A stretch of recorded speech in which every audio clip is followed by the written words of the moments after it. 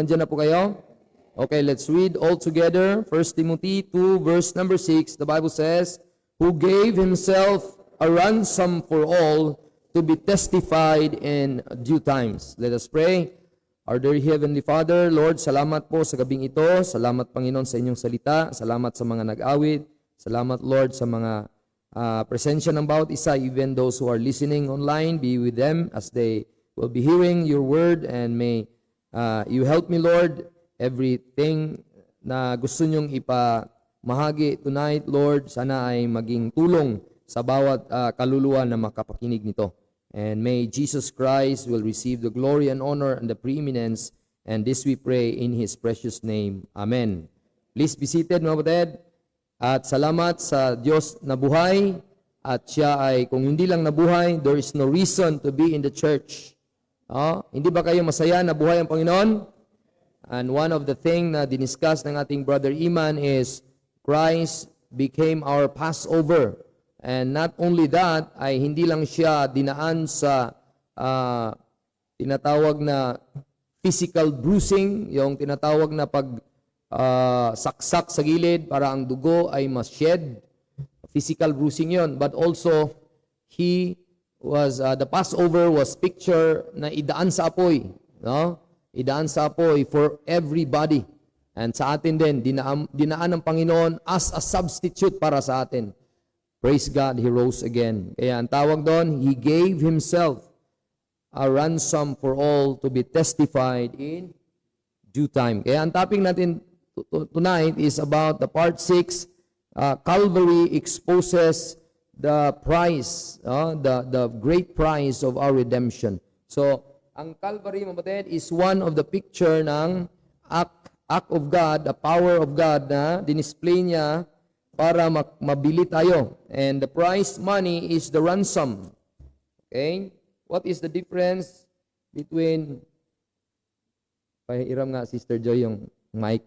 So, ransom, yan po din, ransom, and redemption. So, yun ang na-mention dyan sa 1 Timothy. So, anong association niya sa salitang redemption? Okay. So, what is the association doon sa salitang ransom na ating nasulat or nabasa pala, who gave himself a ransom? Sino yung nag-gave himself? Sa verse number 5, there is one God and one mediator between God and men, the man Christ Jesus. So, siya yung nag-gave himself, si Jesus Christ. Binigay niya ang kanyang buhay sa cross. Para saan yun? A ransom for all to be testified in due time. So what is the meaning of a ransom? A ransom refers to a price paid. No? It's redemption refers to freeing somebody. Yan yung sinabi ko dati nung last topic natin, na freeing from poverty, from misery, even from the pawnshop of the devil, even from the death and sin, even from a lot of those misery. Dalawang M ang nilagay ko doon. We are redeemed from miserable situation, and God, after being redeemed, ay nilagay tayo sa majestic seat sa langit. Amen?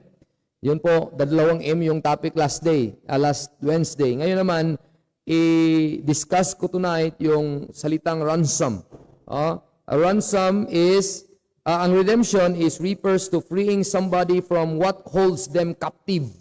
So, na-hold sila captive doon sa situation ng miserable death, dead in sin, patay sa kasalanan, hell-bound, child of the devil, child of wrath. Marami pang mga title natin dati marami dyan sa Ephesians 2. Look at, ito yung situation natin dati bilang unsaved pa. Are you saved? Meron kayong past. Meron tayong past. Ang past natin, verse number 11 of Ephesians 2, wherefore remember that ye being in time past Gentiles in the flesh, who are called uncircumcision by that which is called the circumcision in the flesh made by hands, and that at the time ye were without Christ. O dalawa pong application yan. Either wala kang Kristo talaga, without, or outside ka ni Kristo. Kanya po, dalawa yan, mga kapatid. Either wala kang Kristo, you are without Christ, or outside ka talaga ni Kristo. Kasi nung time na naligtas ka, if any man be in Christ, nasa loob ka na, within Christ ka na. So dati nasa labas tayo, miserable yun, being aliens from the commonwealth of Israel and strangers from the covenants of promise. Ito pang masaklap na situation natin dati, having no hope, walang pag-asa ang ating kaluluwa. Oh? Gaya ng isang tao na nandyan sa gate, nanghingi ng abuloy dahil may sakit daw siya. Nanghingi, so binigyan ko. Sabi ko, mabigyan man kita ng konti para sa iyong physical na karamdaman, pero what if kung gagaling ka, pagkatapos haharapin mo yung physical na kamatayan, sigurado ka ba na langit ka? Yung mga sagot niya, yung mga walang pag-asa na sagot. Alam mo yung mga ganon, dahil magaming mabait, susunod sa Diyos daw. Kaya nilid ko siya sa tamang paraan ng kaligtasan. Sabi ko, yan yung paraan ng kaligtasan, yung gospel tracts, basahin mo at in-explain ko yon na magkaroon ka ng pag-asa, hindi dahil sumunod ka, amen?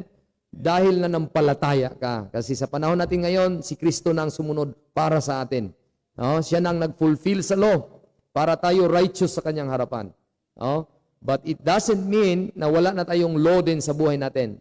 No? Dahil sinunod na ni Kristo ang lahat para tayo'y tanggapin sa Diyos Ama, at naniwala lang tayo sa Diyos Anak, at nung tayo ay tinanggap na, hindi ibig sabihin ang buhay natin ay wala ng paraan na kung saan ay namuhay ng hindi tama sa harapan ng Diyos. Dapat ang buhay natin ay puno ng pag-asa, amen? Kasi tayo ay may pag-asa na, amen? Yun po dati, masaklap ang kalagayan natin, having no hope tayo, without God in the world. So yun po ang situation, at sabi niya nito, redemption refers to freeing somebody from what holds them captive. Yun, na-captive tayo doon sa situation na yun. Yun, hindi mo kayang alisin ng sarili mo doon kasi yun na talaga ang ating sitwasyon. But there is a God, a Son of God, He gave Himself and make Himself a ransom. And ransom refers to the price paid. Ano po ang presyo para ikaw ay mapalaya mula doon sa what holds you captive? Ransom ang presyo. And to the great God, ay ito ang pinaka-greatest fact. Not only siya ang Redeemer, not only siya ang nag-act na magawa ang redemption, not only, hindi lang yon, siya pang nagdala ng ransom. Lahat na sa kanya na. All in. No? Ano yan? Siya pa ang Redeemer. So, the one who act, or siya ang gumawa, Redeemer siya. Ano ang result ng action? Redemption. O, di ba? Kanya po, kung yan ay ikaw sa mga nakabinispisyo, ikaw ay redeem, ang tawag sa'yo. Pero ang presyo na ginamit, ransom. Kanya po, ransom, just like kidnap ransom. Paano mo ipakawala ang isang tao na isang kidnapper ay nagawa, ito yung presyo ko. Take it or leave it. Kung yan ay hindi niyo mabigyan, patay ito. O ganun ka situation natin dati. So, ganun ang nangyari. Amen? Hindi ba kayo masaya na ipinalis kayo doon sa captive na yon? Look at 1 Timothy, 2 pala, chapter 2 pa rin, in verse number 25 pala. In meekness, instructing those that oppose themselves, if God peradventure will give them repentance to the acknowledging of the truth, and that they may recover themselves, ano yun, out of the snare of the devil, who are taken captive by him at his will. Kaya ang diablo, nung tayo'y nandoon sa kanyang puder, ay wala na kang kawala dahil grabe ang kaniyang kulungan. No? Kinulong ka doon sa iyong kalagayan na bilang makasalanan na bilang tao. And praise God, mga kapatid, somebody showed mercy, and that is God of heaven. He sent His only begotten Son because of His love, and now we are the benefactor. Tayo ang nakatanggap ng benefits in our time because Jesus, the Son of God, gave Himself para tayo mapalaya sa captivity ng diablo. Amen? So, mabuted, please have that in mind kasi importante po yan. Ransom refers also to a prize money, and by principle, Exodus 21:30, a prize money. Oh, yun po ang association ng word. If there be laid on him a sum of money, sabi nga niya, then he shall give for the ransom of his life whatsoever is laid upon him. So, kita niyo po sa Bible, klaro po, Exodus 21:30. Kung inote niyo po, Kuya Joboy, ilagay niyo. Exodus 21:30 na ang ransom ay na-associate sa prize money na i-give mo para sa buhay mo. Oh? Para ikaw ay mapalaya. Another term of that or association of that word is Exodus 30 verse 12. Exodus 30 verse 12, when thou takest the sum of the children of Israel after their number, then shall they give every man a ransom for his soul. Imagine, no? Ganda ng statement, no? Ang ransom sa kanyang kaluluwa. No? May ransom na ba tayo sa ating kaluluwa? Amen? Napalaya na po ba? Amen? Sana po na-appreciate natin ang work of God sa ating buhay kasi siya mismo ang gumawa sa atin dyan. Para tayo, may kaluluwa tayo, ang ransom natin ang Diyos anak. The ransom for his soul unto the Lord, when thou numberest them, then there will be no plague among them when thou numberest them. So what is the next association of the word ransom? To ease the plague. Kasi konteksto nagsasabi, pag kay may ransom, mawala ang plague. O ano ba ang typology ng plague? Kasalanan. Miserable, dalhin ka niya sa impyerno. A plague is something like, di ba, yung 10 plagues during the time of Egypt na paalisin nawa ng Diyos, gusto ng Diyos alisin ang mga Israelites sa Ehipto. Ayaw ni Paraon. Sino ba ng Diyos na yan? Ako ang Diyos. Ako ang Diyos, sabi niya. Sino ba ang Diyos mo? Sabi niya, kung hindi mo ipalabas, maraming plague ang mangyari dito. Ang last plague, ano yon? The killing of all the firstborn. So, masaklap, di ba? Ganon ang typology ng plague. So, ano ang plague natin? Pagka hindi natapalaya tayo ang ating kaluluwa, walang ransom, patay tayo sa impyerno. Amen? Masaklap ang kalagayan natin. Next to that is another word of ransom is for deliverance. In Job 33 verse 24. Job 33 verse 24. The Bible says, then he is gracious unto him and saith, deliver him from going down to the pit, because I have found a ransom. What a blessing. Amen? Somebody shouted, oops, wag na muna yan.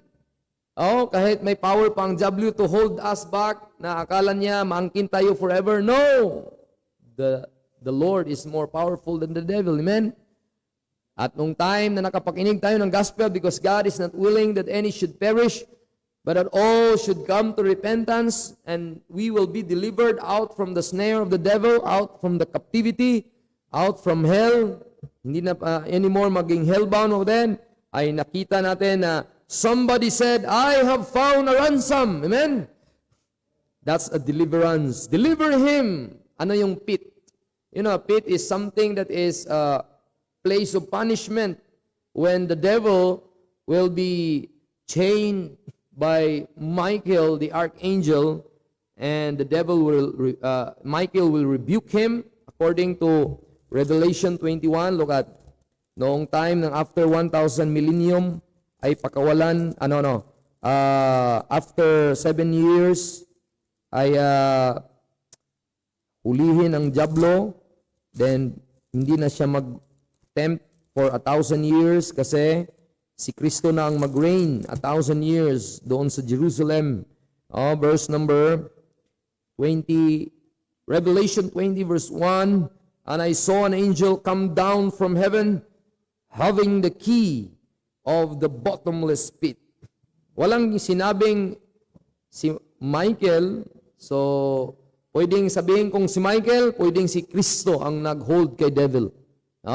Kasi an angel an angel come down from heaven, having the key of the bottomless pit, and a great chain in his hand, and he laid hold on the dragon, that old serpent, which is the devil and Satan and bound him 1,000 years and cast him into the bottomless pit. Ano yung bottomless pit?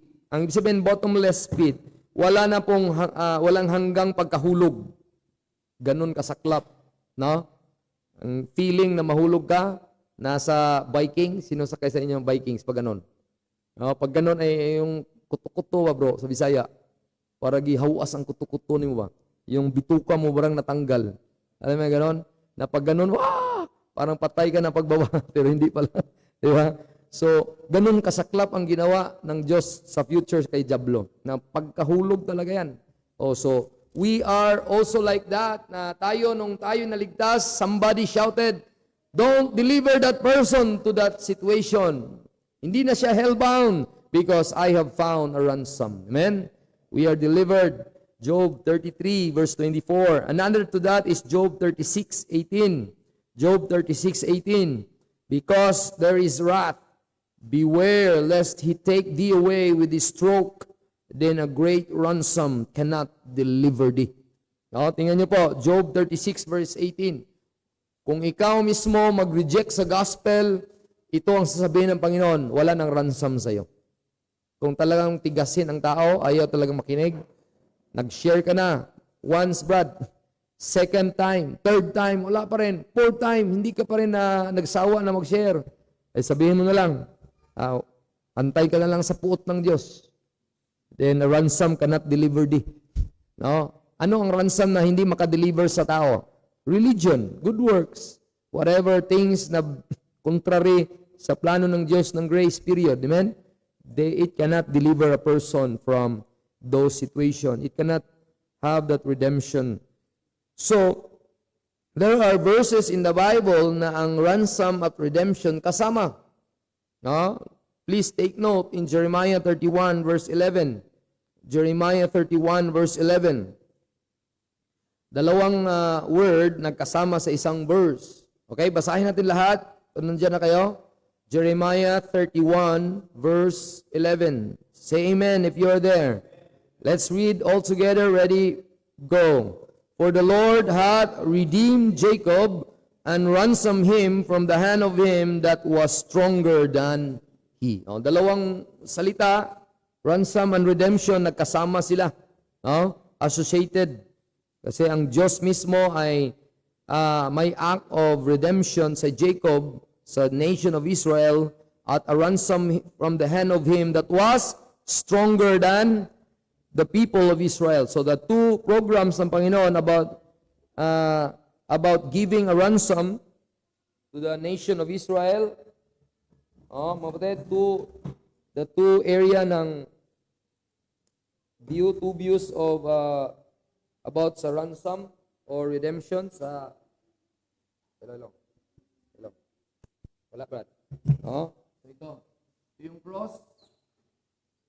Okay, ito yung Calvary. So yung boundary. Yan yung boundary, mga kapatid. At makita natin. Yan, ikon mo nga.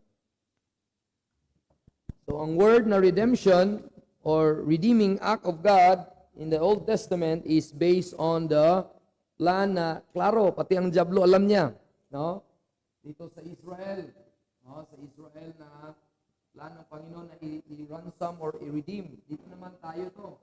The church, which is His body. Sa ating panahon.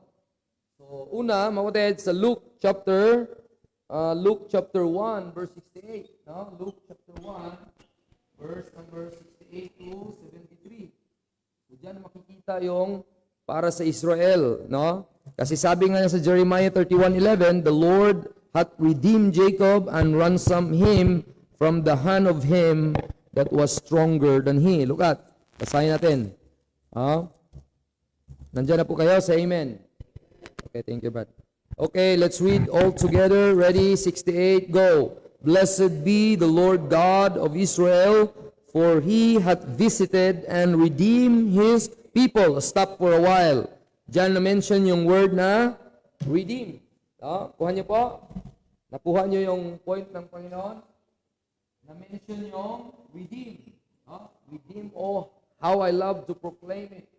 So, ang mga Old Testament, the nation of Israel are called redeemed. Saan sila tatanggalin doon sa area? Saan kasi tinanggal kinuha uli. Verse 69, ready go. And hath raised up an horn of salvation for us in the house of his servant David, as he spake by the mouth of his holy prophets, which had been since the world began. So, klaro ang term, no? Since the world began. So, ang sabihin doon, ang programa niya is prophecy since the world began. So, ang sabihin doon, very clear ang Bible, kung i-rightly divide mo lang, ang salitang redemption sa Old Testament ay ang intention ng Diyos, according to sa kanina sa Jeremiah 31:11, the Lord hath redeemed Jacob and ransomed him from the hand of him that was stronger than he. Look at in verse number 71, that we should be saved from our enemies and from the hand of all that hate us. Who are the enemies? What made a person in a winning side? Bakit nanalo ang ibang parte? Two parties will have a conflict. Kung, mga kapatid, gaya ng preaching kanina, ng isang preacher sa evangelist, sabi niya, yung sympathy, empathy. Bakit ang isang tao ay nag-aaway? Kasi hindi pareho ang kaisipan. Yung isa, Diyos ang kaisipan. Yung isa naman, makasarili ang kaisipan. Kaya mag-aaway talaga sila. There is a conflict. Bakit? Ang Diyos, para sa Diyos. Di ba? Kasi mindset niya, spiritual Pero yung isa, para sa sarili lang niya. Kaya minsan, mag-asawa ay hindi nagkakaintindihan. Ang brethren, hindi nagkakaintindihan. Bakit? Ibang kaisipan ng bawat isa. Dapat, kapatid, isang kaisipan natin, amen? Para walang away, walang enemy, bagkos friends or one, unity. Kasi pag unity, walang division. One nga Can you divide one, Joboy? How much more? Zero. You cannot divide one. Amen? So, ang sabihin doon, ganun ang gusto ng Diyos sa ating church. Amen?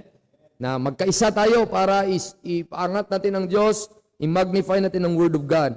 So, mga why there is an enemy? Because the mind of Nebuchadnezzar, the mind of those Gentile kings, ay sakupin niya ang bayan ng Israel at stronger pa sila doon. Stronger pa. Malakas po sila. Kaya, kaya nga enemy natin si Satan Bakit? Talagang hindi basta-bastang enemy din. Stronger. He is wiser than Daniel. Hindi basta-basta ang diablong kaaway natin. Amen? Kaya kailangan nating manalo. Sino ang ating dependahan o sino ang ating sandigan? Yung stronger pa sa atin, ang Panginoon. Amen? Hindi ka makapagtanggumpay sa diablo kung hindi ka magpunta sa Panginoon. Amen? Hindi mo mapagtunggumpayan ang buhay na yan if you will not go to God and ask God for help. Just like these people, Israel, God has a plan for their redemption and ransom because they are captive, stronger by them. Kaya that is the promise of God sa kanila. Kaya na-mention a word, redeem. Dito naman sa atin, is, look at Romans chapter 15. Okay? Ang ating deliverance, mga ay based on the act of Christ at preaching of Christ, na merong Christ tayo, merong preaching about Jesus Christ, not according to the prophecy, but according to the mystery. In Romans 16, verse 25, the Bible says, now to him that is of power to establish you according to my gospel and the preaching of Jesus Christ, according to the revelation of the mystery which was kept secret since the world began, but now is made manifest and by the scripture of the prophet. So, ang ating deliverance, is not based on the prophecy, but based on the preaching of Jesus Christ according to the mystery. The mystery of the gospel. Yan po ang mystery of the gospel ay ang result of that ay redemption. Dahil namatay ang Panginoon, nalibing, nabuhay ng muli, kumpletong gawa, it resulted deliverance, it resulted redemption. At dahil dyan, ay na-deliver tayo mula sa kapahamakan at hindi na tayo na-captive. No? Look at 2 Timothy 2 verse number 9 and 10. 2 Timothy 2, 9 and 10. So inabolish niya ang nakapaghadlang sa atin na tayo ay mapahamak. No? Sabi ng Bible, who hath saved us and called us with an holy calling, not according to our works, but according to His own purpose and grace, which was given us in Christ Jesus before the world began. So ang salvation nila kanina sa Luke chapter 1, they will be saved from their enemies, those people the stronger than them. Pero sa atin, Oded, we are also delivered from death. From that, sabi niya, verse 10, but now is made manifest by the appearing of our Savior Jesus Christ, who hath abolished death and hath brought life and immortality to light through the gospel. Because of that complete work of Christ, ay na-deliver po tayo. Nakaroon tayo ng redemption. Ang tawag sa atin ay redeem. No? Look at Titus 2, verse number 14. Titus 2, in verse number 14.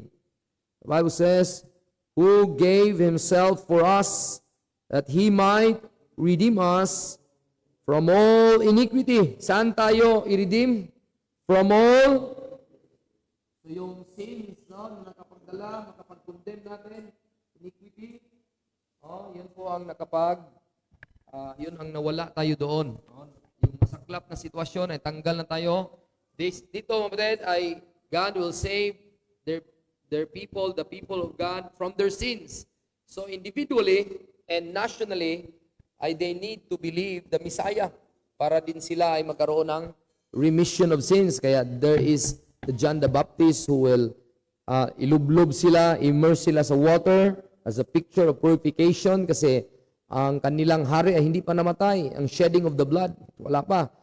So, mga kapatid, ang kanilang hari bilang redeemer nila ay mamamatay. Kaya ang kaibahan ng redemption and ransom sa panahon ng hindi pa namatay si Kristo ay limited. Yun ang hindi maintindihan ng mga Calvinista. Look at Matthew 20 verse 28. Matthew 20 verse 28. Basahin natin lahat, no? Gusto ko na makuha niyo po ito dahil very important po ito. Anong kaibahan ng ransom doon si Kristong hindi pa namatay at ransom nung namatay na siya?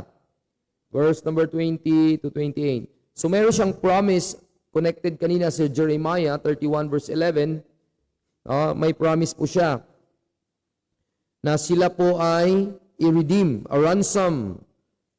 I-redeem sila from the hand of them that hate stronger than them. Ano po yun? Sabi ng Bible, ready go. Even as the Son of Man came not to be ministered unto, but to minister, ito yon, and to give His life a ransom for many. So, very important lang, mga men, no?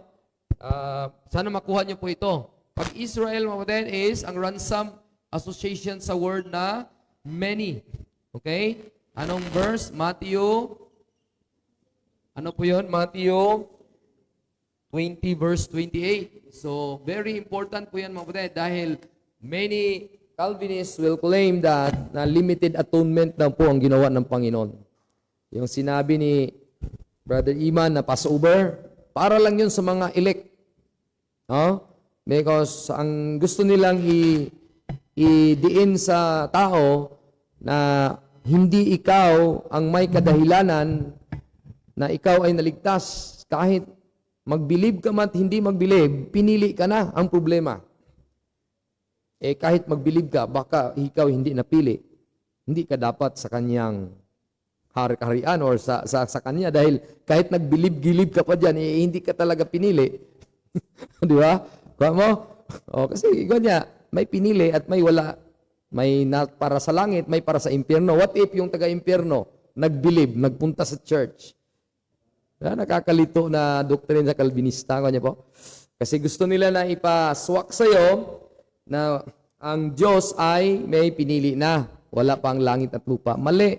Gusto nilang gamiting verse na yan. Tingnan mo. Ransom mo, namatay si Jesus para lang sa many. Kaya sa tulip, limited atonement.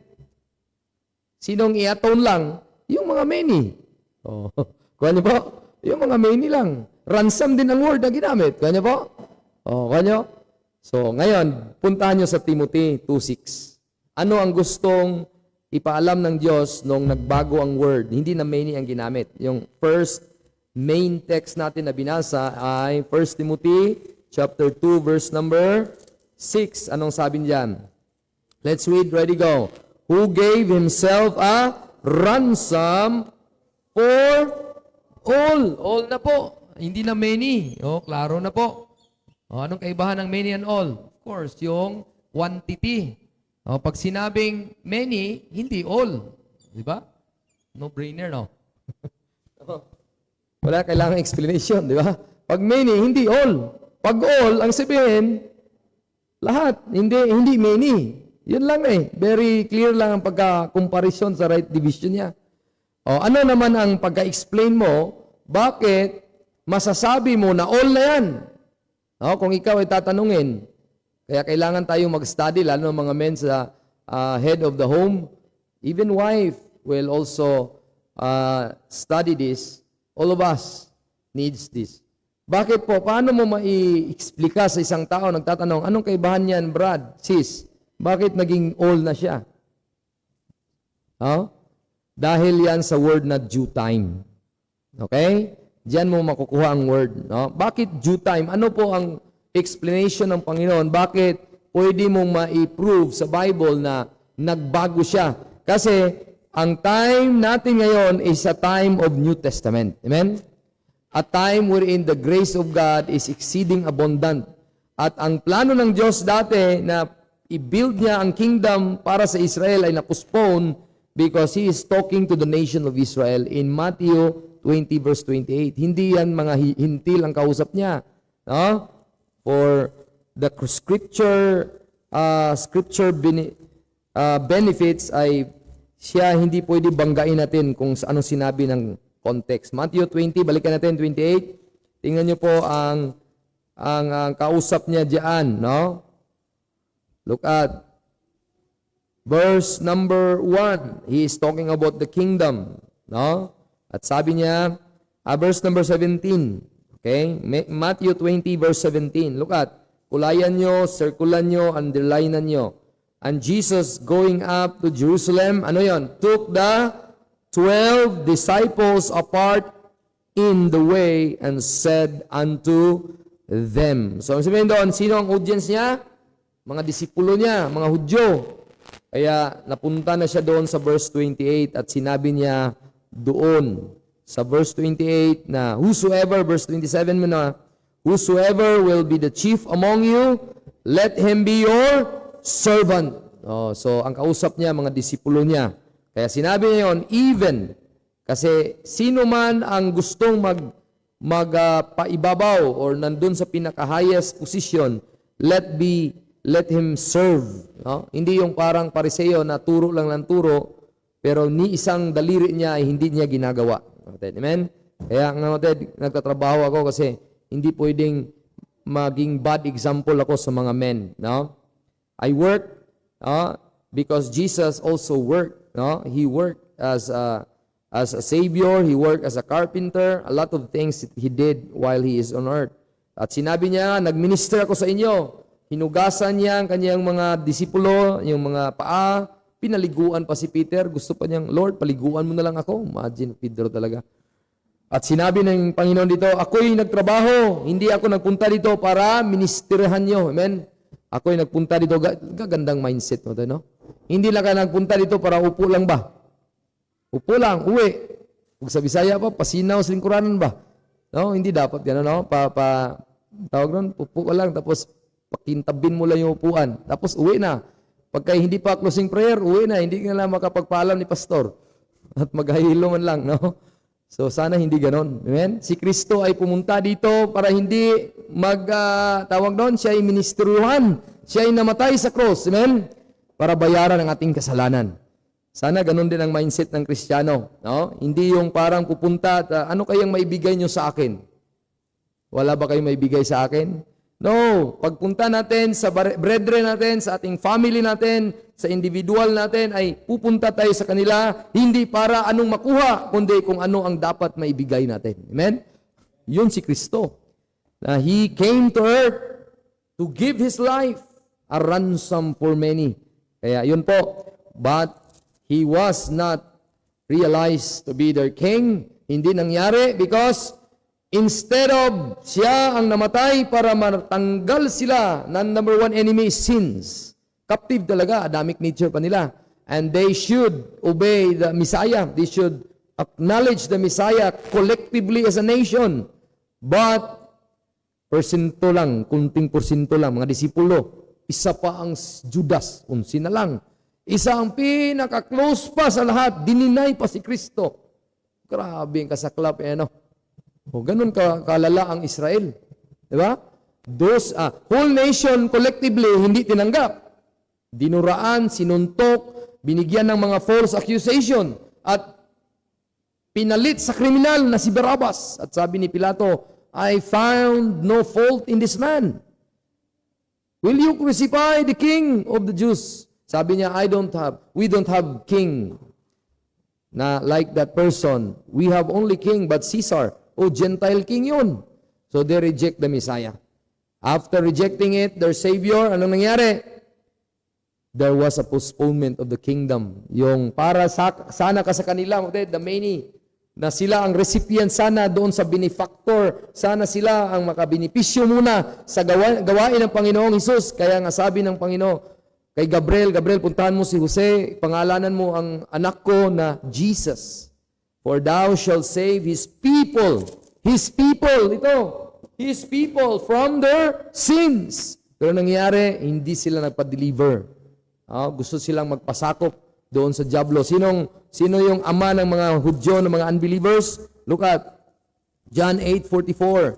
Sinigaw ni Kristo mismo sa harapan ng mga Hudyo, ng mga unbeliever. Sana ay collectively, sana silang magtanggap, magniwala para matanggal sila sa kasalanan nila at matanggal sila sa captivity ng mga Roma, pero ayaw nila. Komportable sila sa diablo, komportable sila sa Roma. Kaya nabulagan din sila. Sabi ni Kristo, verse 43, why do you not understand my speech, even because you cannot hear my word? Sino ba sila? Sino bang ama nila?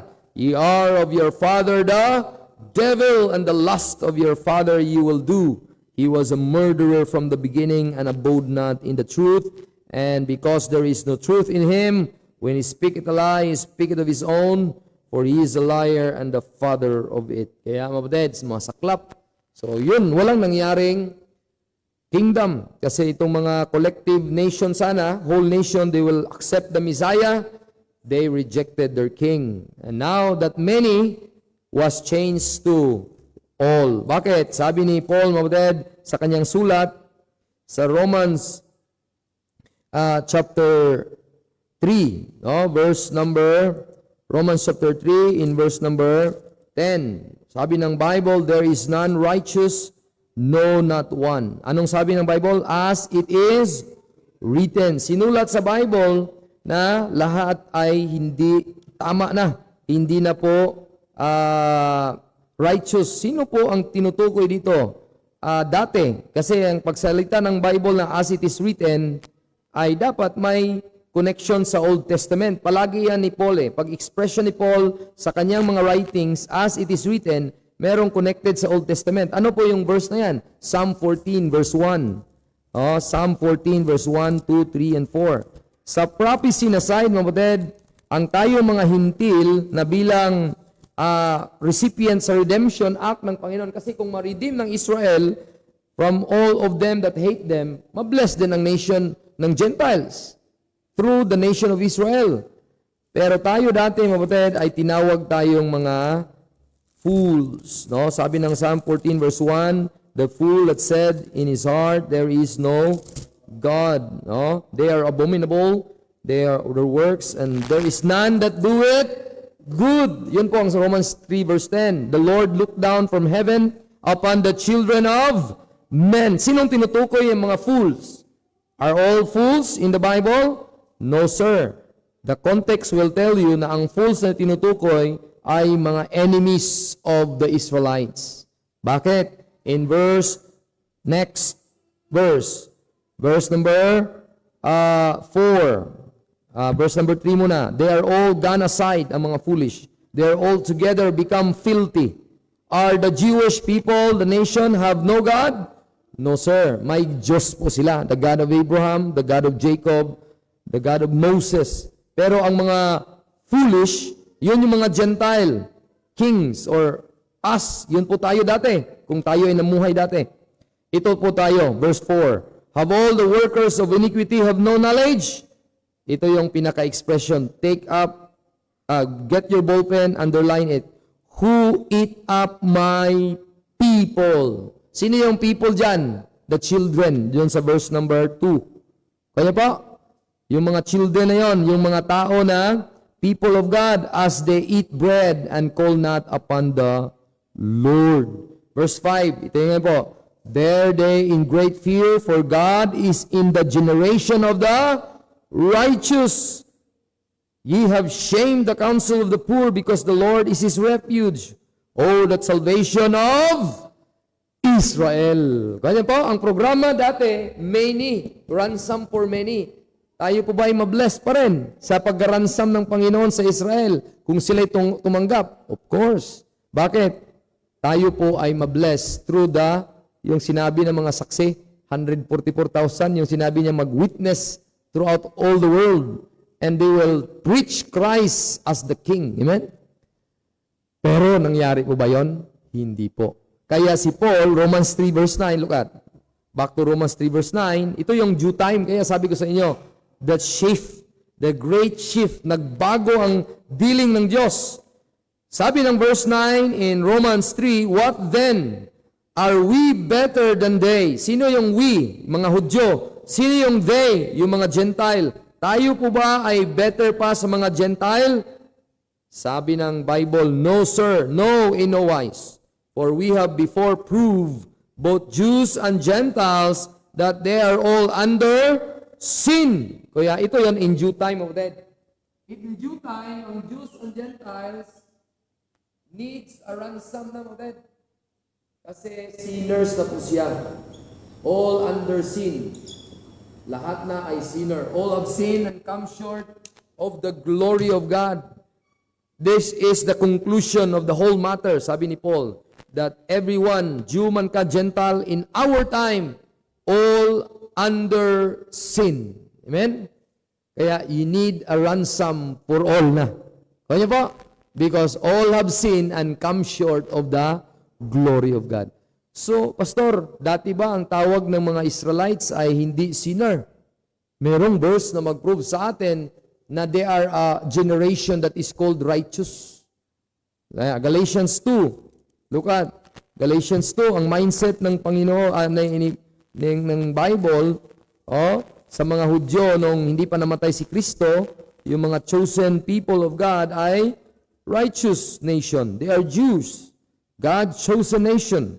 Galatians 2 in verse number 15. Nag-usap si Pedro at saka si Pablo at sinabihan ni Pablo si Pedro, ikaw, Pedro, bakit mo pinipilit ang mga hintil? Verse number 14. Why thou compellest the Gentiles to live as do the Jews? Kasi ang mga Jew hindi kumakain ng baboy. Talagang alam nila na madumi yung baboy, men. Madumi ang mga palaka. Yung mga kinakain ng mga tagapangpangan. Diba bro? Palaka, masarap yan, Pero madumi yan sa harapan ng mga Hudyo. Si Pedro, ayaw niya. Kasi malinis talaga sila. They are a nation that is called righteous, a clean, a nation that had a God. Amen? Kaya sa verse 15 ang sagot, Pedro, hindi mo ba alam na tayo'y Hudyo? Diba? Sinabi niya ni Pablo si Pedro, at ang mga hintil ay makasalanan. Kaya niyo po, what is the opposite of white? Of course, black. What is the opposite of righteous? Of course, sinners. Amen? So tayo, ang programa natin dati, sinners tayo. Mabless man tayo kung tanggapin nilang hari. Kung tanggapin nila yung nag-ransom sa kanila for many. But in due time, God sent Paul. Look at Galatians chapter 1. Diyan, makukuha niyo po na the word due time is a key word para maintindihan mo na ang dealing ng Panginoon ay nagbago. Ang dealing ng Panginoon ay nagbago dahil hindi tinanggap ng mga Hudyo ang kanilang Messiah. No? Look at, not Galatians pala, mga kapatid, but 1 Corinthians 15 verse 8. No? 1 Corinthians 15 verse 8. So, ang gospel na pinangaral ni Pablo, it resulted a ransom for all, and that is verse 1, 2, and 4. 1, 2, 3, 4. How that Christ died for our sins according to the Scriptures, and that He was buried, and that He rose again according, the third day according to the Scriptures. Verse number 5, look at. And that He was seen of Cephas, then of the 12. After that, He was seen of the above 500 brethren at once, of whom the greater part remain to this present, but some are fallen asleep. But after that, He was seen of James and of all of the apostles. Verse 8, look at. Ito yung change ng due time. And the last of all, He was seen of me. Saan nakita ni Apostol Pablo si Kristo? Nung sa dalan ng Damasco. Ano yon? That is Lord that is risen from the dead. Amen? So, ano yung doon? It is a change dealing. No, that from that kingdom to the people na pwedeng iligtas ng Panginoon. Jew or Gentile. At siya na ngayon ay messenger. Sabi niya, I am born out of due time. So siya yung tao na pinili, born out of due time. Ano ang preaching niya? Jesus Christ, a ransom for all, in due time manifested sa atin. Amen? Yun po ang sanabi ng 1 Timothy 2:6, He gave Himself for us, a ransom for all, to be testified in. Sino mag-testified? The preacher Paul, who was born out of due time. Look at in Romans chapter 5 verse 6. Ang message na dala ni Paul, but when ye were yet without strength, in due time Christ died for the ungodly. Kaya makita niyo po ang consistency ng word na due time. The change shift or the shift ng plan na dati para yon sa Israel ang act of redemption ng Panginoon, pero dahil na-prove sa Scripture na ang Hudyo ay tinawag na fools kasi hindi tinanggap nila ang Diyos nila. Di ba sa Psalm 14, sino ang fools? Mga Gentile, who eat my people like a bread. Pero ngayon, Hudyo ka mahintel, fools ka pa. Amen? This is the conclusion, Romans 10:9. We prove, parang sa science, diba? Sa mga test tube. Therefore, we conclude that sulfur and hindi ko alam kung nakalimutan ko na mga elemento. Hydrogen and oxygen, it will resolve to water. Tama ba? H2O. Tama ba ako? Diba? Hydrogen, oxygen, it resolve to water. Kasi hydrogen, H2O, di ba? Water. Ganun din. Therefore, I conclude, sabi ng Bible, that Jew and Gentile, panahon ngayon, ay makasalanan at kailangan ng ransom individually. Amen? Sinong preacher? Apostle Paul, born out of due time. At ano ang message niya? Christ died in due time. Diba niyo po? Christ died in due time. Saan na due time? Dito po yun, in due time. So ito po yun. Sa panahon natin ngayon. Kaya all na ang gamit niya. Kaya all na ang gamit niya kasi lahat na-prove na niya na kahit Hudyo ka man o Hintil, ay ikaw ay you need a redemption. You need a ransom. You need, being a Jew, you find that ransom for you. Amen? You need a ransom of that. Kaya, yun po ang ating message na dapat nating tandaan kasi Jesus gave Himself. Not only that, became a ransom, He also delivered us from the curse of the law. Galatians 3:13, look at. Siya lang ang may kakayanan sa panahon natin na tanggalin tayo sa, lapit na tayong oras. No? Galatians 3 verse 13, sabi ng Bible, Christ hath redeemed us from the curse of the law, being made a curse for us. For it is written, cursed is everyone that hangeth on a tree. So, next to that is Christ's blood obtained eternal redemption for us. Hebrews 9 verse 12. Hebrews chapter 9 Verse number 12, kapatid. Sa panahon natin ngayon, that is very important individually, Hudyo or Hintil. They need the blood of Christ, neither by the blood of goats and calves, but by His own blood, He entered in once into the holy place, having obtained eternal ransom or redemption for us. No? The price paid. And sabi ng Bible sa Galatians 4:5, back to the Galatians 4:5 kanina. No, Galatians chapter 4 verse 5. He hath redeemed us from the curse of from the law, not the curse of the law, from the law. Sabi ng Bible sa 5, to redeem them that were under the law, that we might receive the adoption of sons. No? Kasi, mga kapatid, sa panahon ng lumang tipan, ang sons of God ay the nation of Israel. If you want to be called sons of God, proselyte ka dapat, maging Hudyo ka. You must believe the God of the Jews, the God of Israel.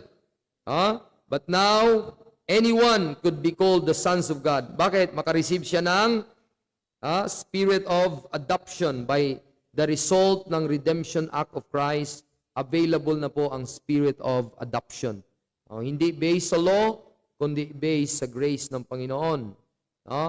Next to that is the price tag of that ransom is not no other than the blood, no? The blood. 1 Peter 1:18 and 19.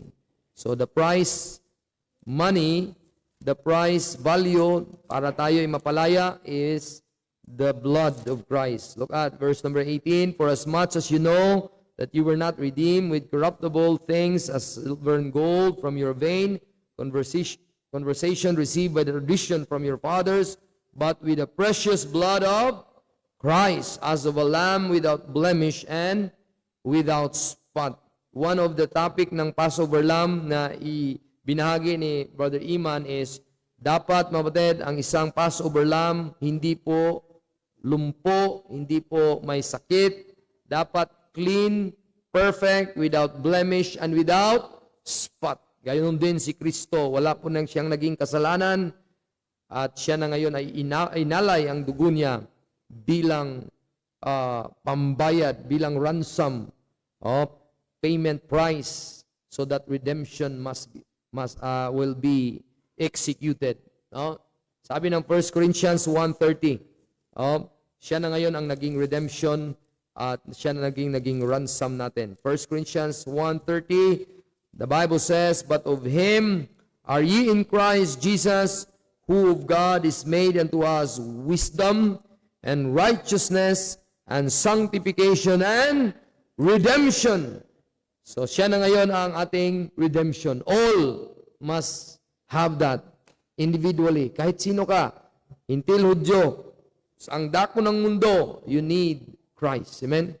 All we need now is Christ. If you have it, cherish it.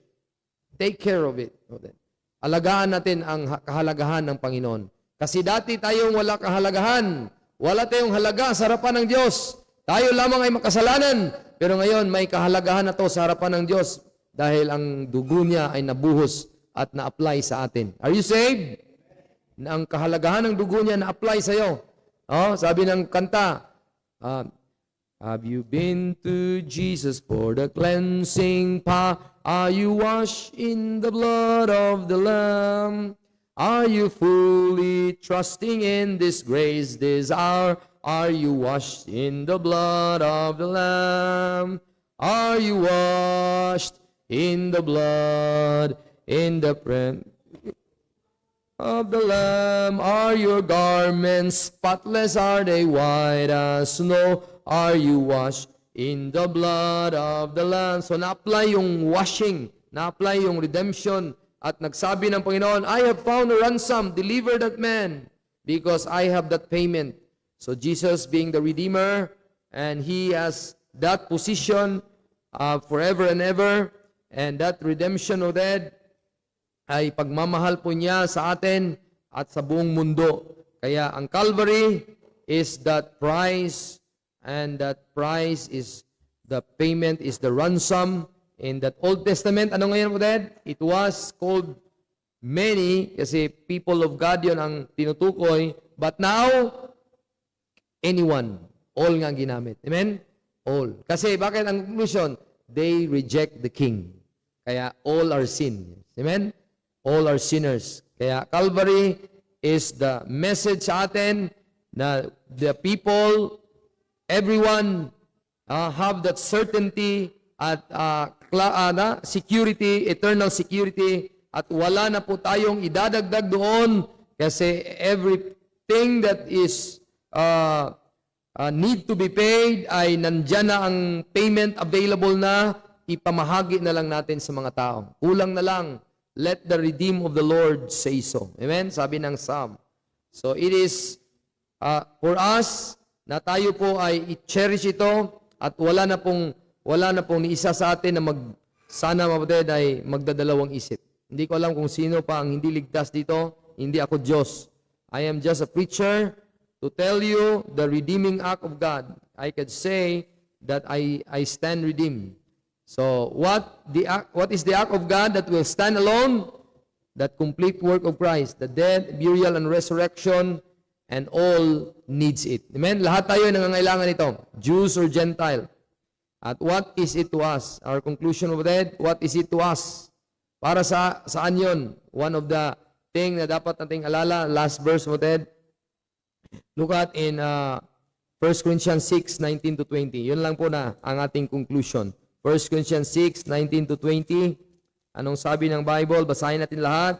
1 Corinthians 6, 19 to 20. Kayo po ba ay recipient ng redeeming act of God? Can you say, I have found a ransom? Meron na ba kayong ransom sa inyong buhay? Sana po i-apply natin itong verse number 18, 19, and 20. Okay? Are you there? Say amen. Let's read all together 1 Corinthians 16, 18, 19, and 20. Ready, go. Flee fornication. Okay, mga binata. Hindi naman sa lahat ng binata to. Sabi ng ating preacher, Joe Archog, the sin of fornication will destroy your soul. Amen? Even married people can commit that. Kasi fornication mostly applied sa mga unmarried. Kaya, mga young people, Joboy, makinig ka, Jaire. Ayan, buti hindi natulog. Flee fornication. Men, you are not stronger than Joseph. He knows na alam niya, pagkay kasalanan na yan, hindi na dapat patumpik-tumpik. Takbo! Brother Kirby, pagkay ganun na kasi classmate, sino pangalan mo? Pag ganun na ng classmate ni mo, pwede kita ka-chat. Takbo ka na agad. Joy, bigyan kita ng Joy, kudigo Joy, para mapasa ang exam mo. No? Tapos pag ganun pa ang kislap-kislap ang mata, Joy, ganun. Takbo, Joy! Man, takbo agad! Tawag ni Mama, may lalaki dito. Sino yan? The sister din doon, dadla ng baril. Isang bala ka lang. Sabi agad. No? Takbo agad, no? Kasi ang flee, yung ginawa ni Joseph Brad. No? Si Brother Parque, nag-deliver siya ng kabinet. Tapos pasok. Wala. Pasok, wala si Sikirpe. Pagpasok, iba ang damit. Pasok, mahirap to. Pagpasok ako. No?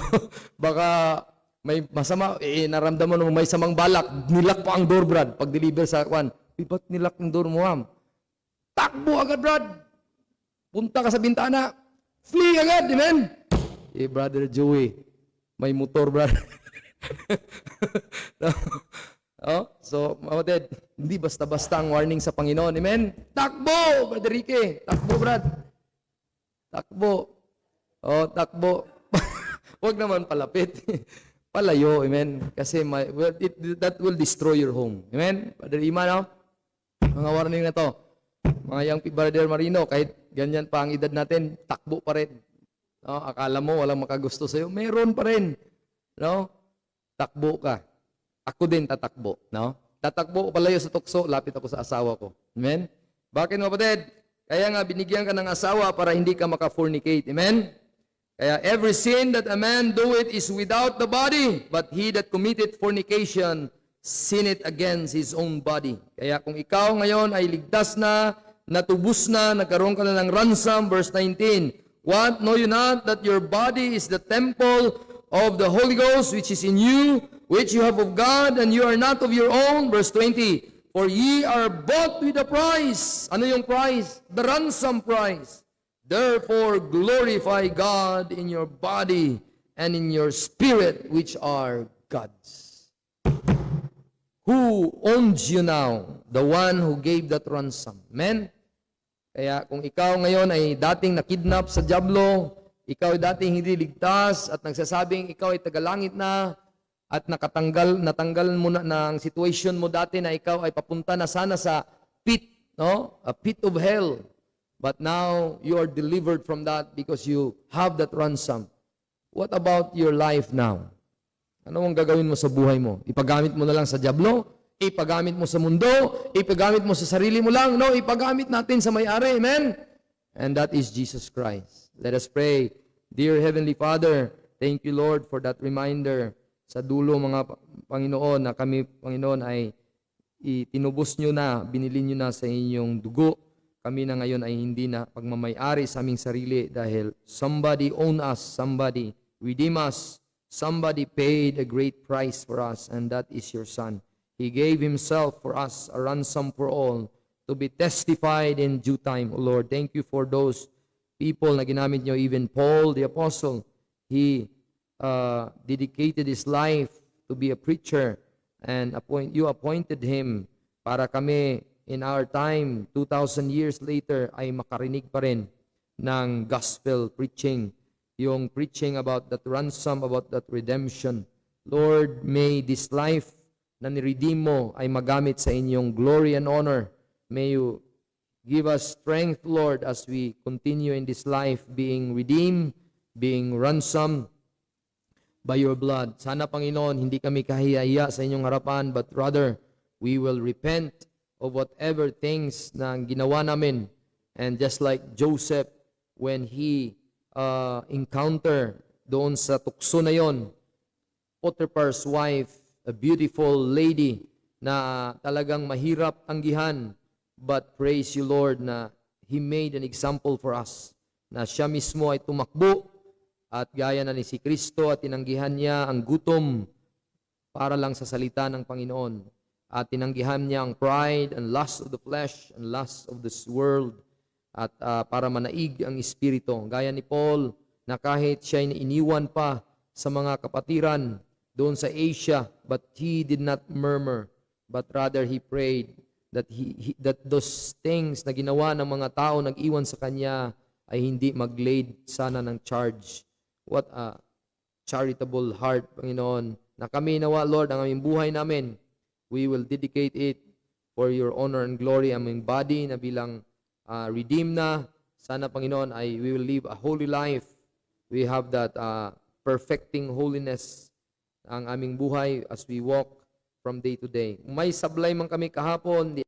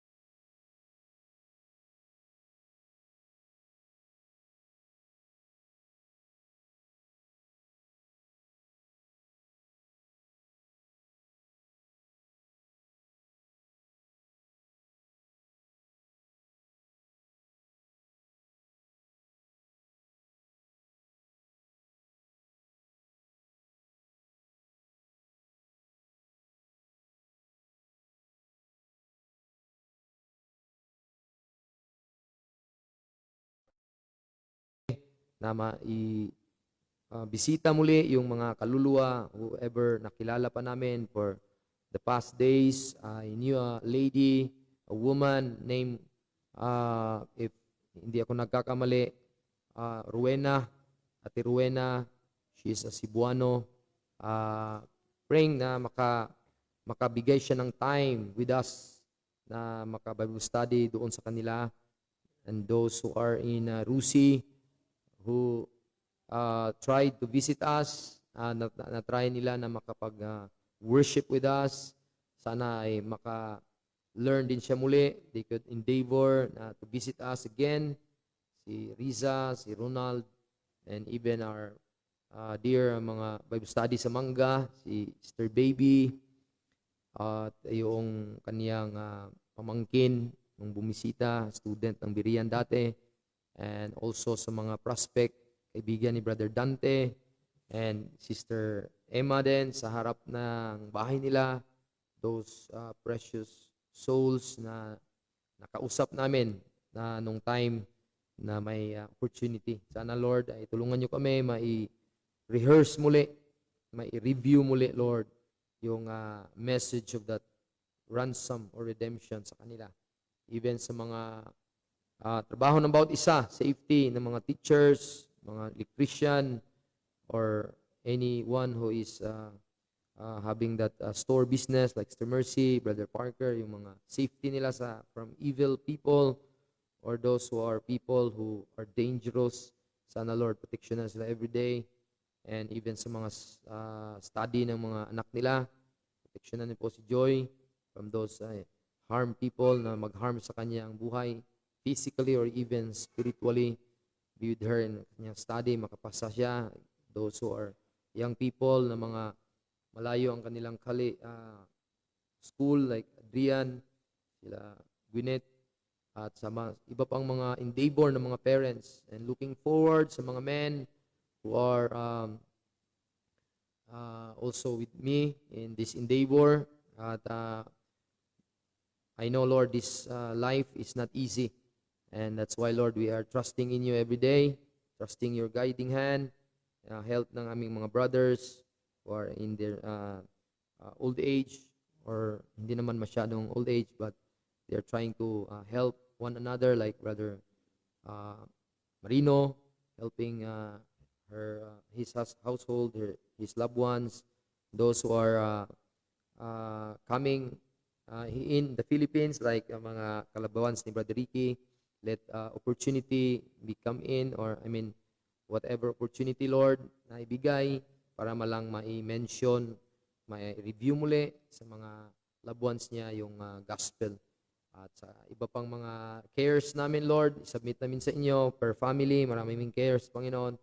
Tulungan niyo nawa kami na kami pa lalo pang magiging faithful sa inyong harapan, at hindi ito masayang itong dugo na nabuhos para kami hugasan at magkaroon kami ng redemption para ma-deliver.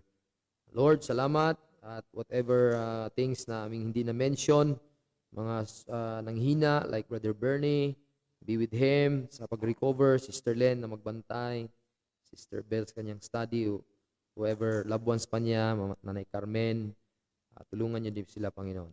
Kung sino ba pa ang hindi na-mention, ay tulungan niyo sila, Panginoon.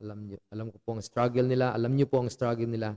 And even me, I could be a blessing to Sir Philip and to my neighborhood here in this community dito sa Mangga.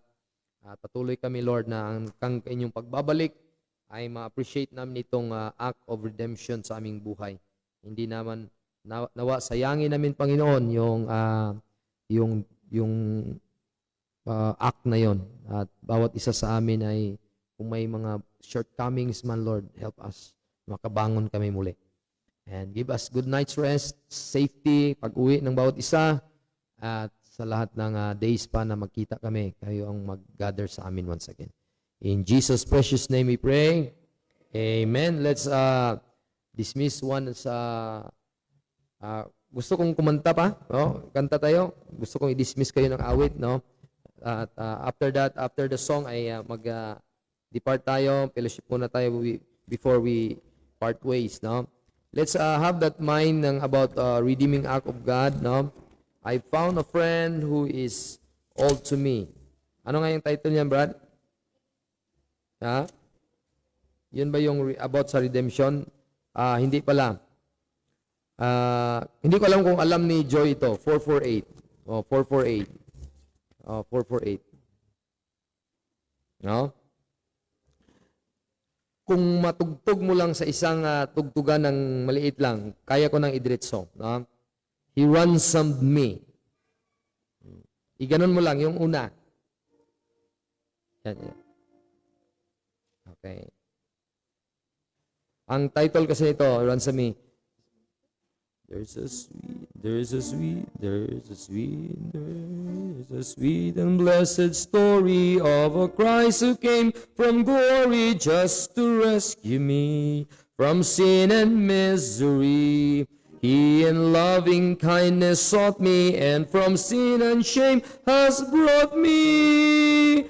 Hallelujah, Jesus ransomed me. Chorus. Hallelujah, what a Savior, who could take a poor lost sinner, lift him from the miry clay, and set him free.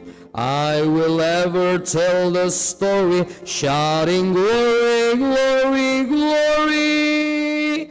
Hallelujah, Jesus ransomed me. Sing it again.